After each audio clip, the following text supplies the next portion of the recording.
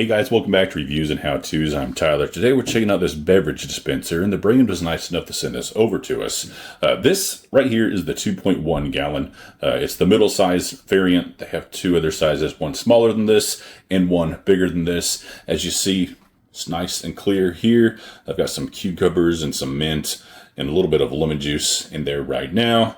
Throw in some ice as well, but it's already melted. But it's pretty cool right now. And up here up top has like a little temperature gauge. It has a little plug here that you can push in or pull out that assists with this working or not working. And then, yeah, you just turn the little thing here and you can get you a drink. So I'm going to go ahead and dispense myself some water here really quick. There we go. And then turn it off with one hand. Boom. There we go. All right. Works well. Whenever you get this is going to be not together. You will need to put this together, but really easy. Comes with a little tool so that you can do that. It takes like 5 seconds.